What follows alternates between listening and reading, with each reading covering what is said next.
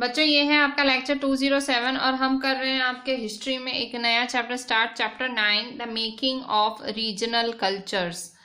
सो regional का मतलब कोई पर्टिकुलर क्षेत्र, जिसे हम कहते हैं क्षेत्रीय। क्षेत्रीय मतलब पर्टिकुलर एरिया। सो किस तरह से एक पर्टिकुलर एरिया के पर्टिकुलर कल्चर्स बने, हम इस चैप्टर में पढ़ेंगे कि अलग अलग रीजन्स के अलग अलग कल्चर्स कैसे बने। पेज नंबर 122 पे है ये चैप्टर आपकी हिस्ट्री के एनसीईआरटी टेक्स्ट बुक में, chapter 9, making of regional cultures.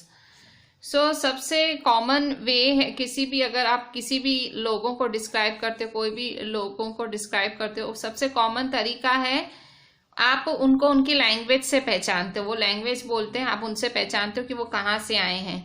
हम किसी भी आदमी को या औरत को हम कहते हैं वो तमिल है, वो ओडिया है, तो इसका मतलब क्या होता है कि वो तमिल या ओडिया में बात कर रहा है और तमिलनाडु या उड़ीसा में रहता है, इसलिए हम बोलते हैं वो तमिल है या वो ओडिया है। क्यों हम किसी आदमी को तमिल या ओडिया बोलते हैं? हम कहते हैं कि क्योंकि वो भाषा तमिल बोल रहा होता है, और तो हम कहते हैं कि हाँ भाई भाषा तमिल बोल रहा है, रहता भी तमिल में ही होगा, तमिलनाडु में या उड़ीसा में। We also tend to associate each region with distinctive kind of foods, clothes, poetry, dance, music, painting. Even हम अलग अलग रीजन्स को अलग अलग चीज़ों से भी जोड़ देते हैं। भाई अगर यहाँ रह रहा है तो यहाँ ये यही खाता होगा, यहाँ इसी तरह का म्यूजिक चलता होगा, यहाँ इसी तरह की पेंटिंग होती होगी, यहाँ ऐसे ही कपड़े पहनते होंगे। तो हम क्या करते हैं, जोड़ देते हैं। जैसे अगर गुजरात की बात करूँ तो गुजरात के लोगों के साथ ऊंधियू, जलेबी, फाफड़ा, खाखरा ये सब जोड़ा जाता है कि भाई गुजरात के लोग हैं। थेपला भाई ये खाते ही होंगे, भले नहीं खाते हो तो भी, मतलब हर कोई जरूर नहीं है खाता हो, पर भाई गुजरात का है तो ये तो खाता ही होगा। फाफड़ा, जलेबी तो गुजराती इसके साथ जुड़ा हुआ होता है कि पर्टिकुलर फूड। फिर क्लोथ्स में, और भाई केड़िया, क्लोथ्स में भाई केड़िया पहनते हैं, चनिया चोली पहनते हैं, ऐसे।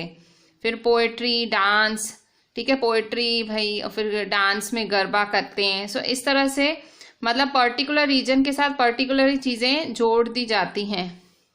Sometimes we take this identities for granted and assume that they have existed from time immemorial.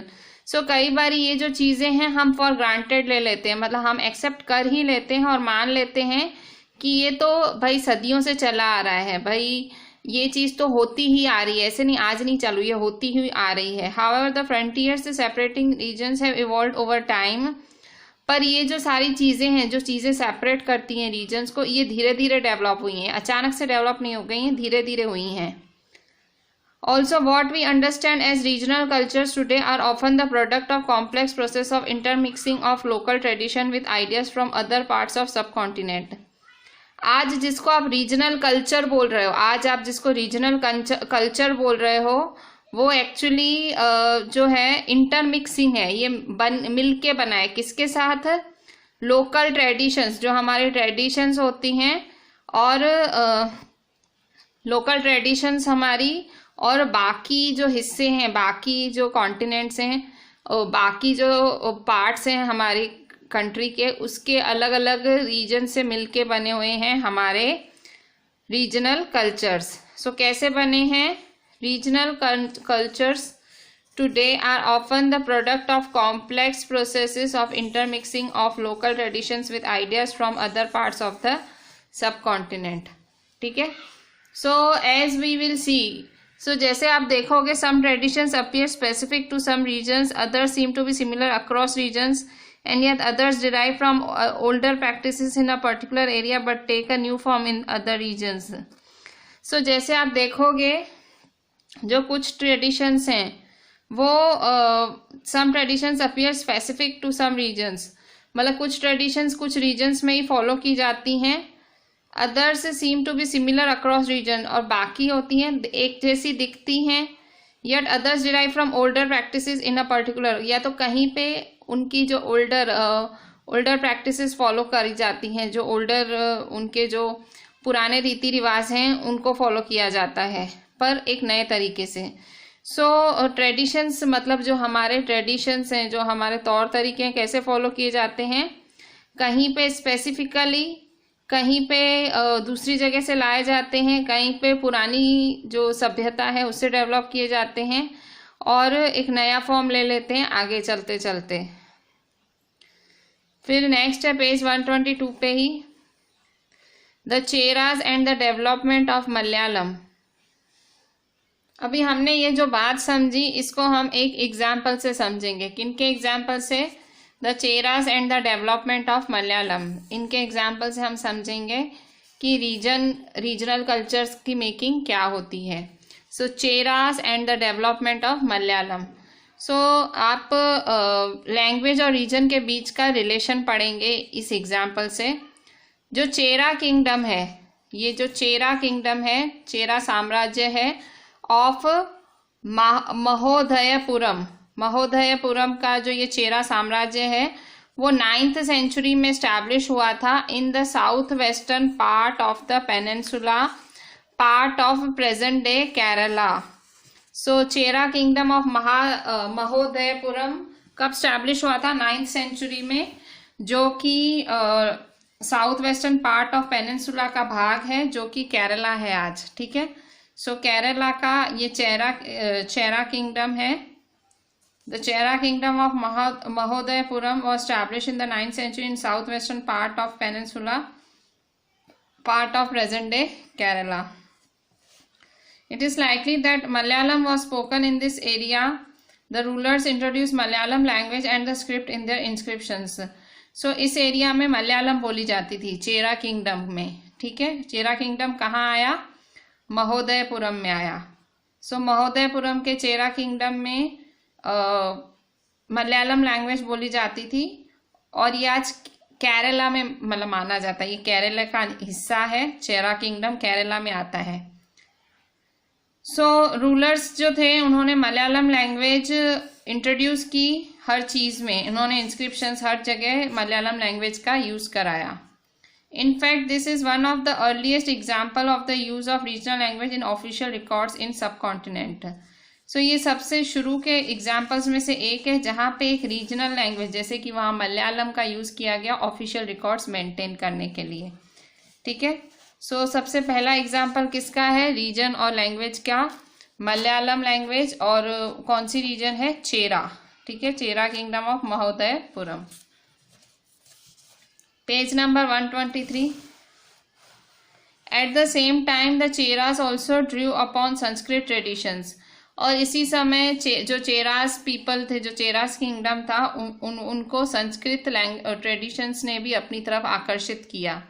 The temple theatre of Kerala which is traced to this period borrowed stories from Sanskrit epics.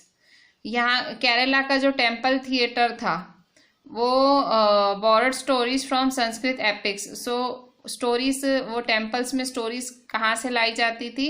Sanskrit की books में से लाई जाती थी। The first literary work in Malayalam dated to about the 12th century are directly indebted to Sanskrit. So शुरू में जो मलयालम में काम हुआ वो सारा उन्होंने संस्कृत से ही कन्वर्ट किया था।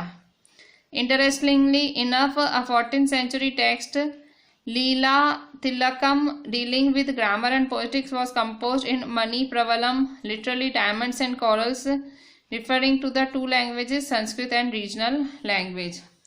So मलयालम के जो पहले काम हुआ करते थे 12th century में, वो संस्कृत भाषा से ही सीधा सीधा कॉपी होता था। इंटरेस्टिंगली इनफ, अ 14th century टेक्स्ट, फिर 14th century में एक टेक्स्ट लिखी गई जिसका नाम था लीला तिलकम। सो लीला तिलकम किसके साथ डील करती है? Deal with grammar and poetics. कहाँ? Was compose in Manipravalam, literally diamonds and corals. So ये लीला तिलकम जो कि ग्रामर और पोएटिक्स के साथ डील करती है वो मनी प्रवलम में कंपोज की गई। मनी प्रवलम क्या है? इसका मतलब है डायमंड्स एंड कोरल्स। अगर मनी प्रवलम का करो आप मतलब, तो डायमंड्स एंड कोरल्स है। इसका मतलब हुआ कि दो लैंग्वेजेस का यूज़ किया गया है, संस्कृत और रीजनल लैंग्वेजेस का। सो लीला तिलकम दो लैंग्वेज में लिखी गई थी, संस्कृत और रीजनल लैंग्वेज में। लीला तिलकम क्या है? इसमें ग्रामर और पोएटिक्स के बारे में लिखा गया है। और कौन सी लैंग्वेज में? Money problem. मनी प्रवलम में दो लैंग्वेज, संस्कृत और रीजनल लैंग्वेज। ठीक है। So with this I am ending this lecture 207। हमने क्या देखा? हमने सिंपली देखा कि भाई रीजनल कल्चर्स मिक्सिंग से बनता है। किसकी किसके साथ मिक्सिंग होती है? लोकल ट्रेडिशंस का, ideas of other parts of सब कॉन्टिनेंट। फिर हमने देखा कि भाई जो चेरा किंगडम है वो कैसे स्टैब्लिश हुआ। सो चेरा किंगडम एस्टैब्लिश हुआ, मतलब लैंग्वेज मलयालम बोली जाती थी वहाँ। फिर हमने देखा संस्कृत भी बोली जाती थी। उनके पहले काम ही सारे संस्कृत के कन्वर्जन होते थे मलयालम में। और फिर आगे जाके एक लीला तिलकम करके बुक लिखी गई 14th सेंचुरी में। वो मनी प्रवलम लैंग्वेज में थी। डायमंड्स एंड कोरल्स मतलब होता था। सो 2 लैंग्वेजेस संस्कृत और रीजनल लैंग्वेज में लिखी गई थी। So this is our lecture 207। Write each and everything properly. जो पॉइंट्स टिक कराएंगे write them properly and WhatsApp me the entire thing. Thank you.